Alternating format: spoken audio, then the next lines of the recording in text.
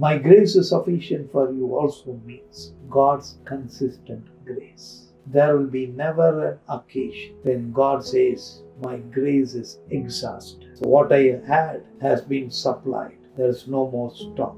The eternal God has eternal grace.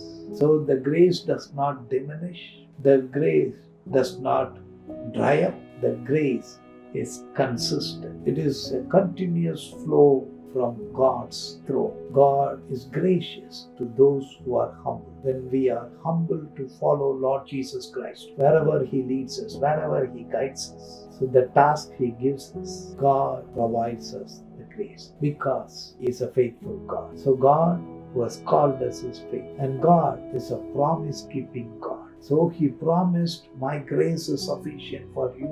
The promise is eternal promise. So the promise is not edited. The promise is not curtailed.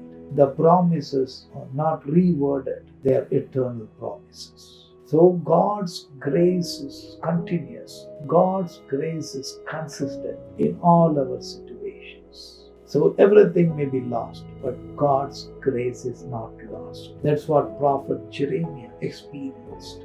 So he's foretold, prophesied the defeat of the kingdom of Judah. He said for 70 years these people will be carried away to Babylon as slaves, captives, and they will be there for 70 years. As he prophesied, the Babylonians came and destroyed the city of Jerusalem, the temple, the buildings, the houses, the palaces, everything was ransacked, and that is described vividly in the book of Lamentations of Jeremiah. So in the midst of his lamentations, Jeremiah says, God's steadfast love, His grace never ceases.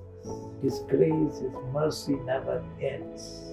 God's grace is new every morning. In spite of destruction, death, and disaster, Jeremiah could see with hope that God's grace never ends. So that is the consistent grace. So Paul can depend on that consistent grace. He need not be worried, bothered about the thorn in his flesh. Instead, his focus should be the consistent grace that will help him to fulfill what God has assigned him. So in the same way, God's consistent grace is available for us. Yes, our circumstances may not change. Our disabilities may not change. Our inadequacies may not change. But God's grace will change everything. That will change my attitude. That will change my influence. That will change my effectiveness. That will change me to be a blessing to people around me. I have to experience that consistent grace.